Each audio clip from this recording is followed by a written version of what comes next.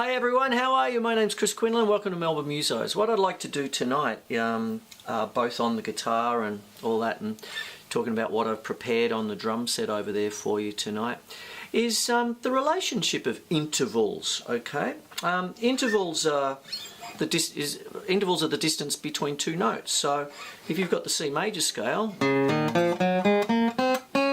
1, 2, 3, 4, 5, 6, 7, 8. Okay, so if I'm going to just play a C chord, that is built from the first, the third and the fifth of the scale. If you're going to do a minor, it's built from the first, the flattened third and the fifth of the scale. This is basic stuff, but I want to get a different angle on it tonight and go somewhere fairly quickly with this. If I'm going to do it in the first octave, we have the word sus. So many people get confused with the word, it's sus. C sus4 simply means that you're adding the fourth step of the scale to the basic triad. 1, 2, 3, 4, it's an F there, so if I play a C and then an F, oh, that was terrible. And then it's on, take it off.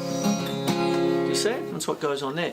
Now, what I want to talk about is that I've already done a show on this kind of thing where I'm doing intervals and all of this sort of business, but I want to do another twist on it.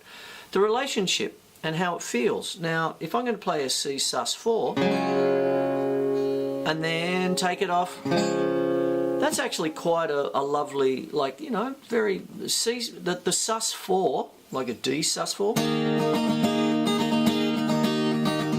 It's uplifting, it's happy. All that sort of stuff. What happens then is that if you say, I'll go back to C because that's usually the starting point for musical life. C sus4 to C, down a D, back to normal, then up to the sus4, and normal major chord, then the sus2.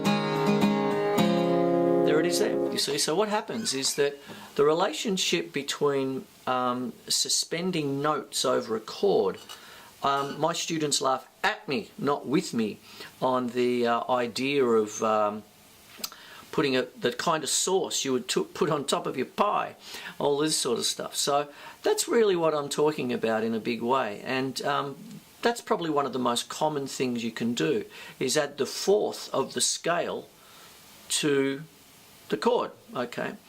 Now always remember that when you're saying sus, it's short for suspended. You're suspending an extra note over the basic chord, okay? In this case, the triad. Okay, so there it is. And but if you're going to go above the octave, if you're going to take that, let's say a sus2, which is 1, 2, it's a D, okay, but raise it the octave above the C octave, 1, 2, 3, 4, 5, 6, 7, 8, then 9.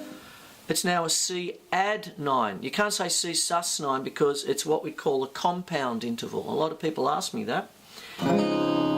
Asking a drummer about intervals.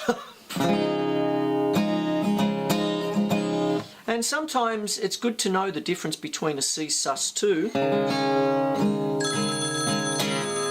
The phone!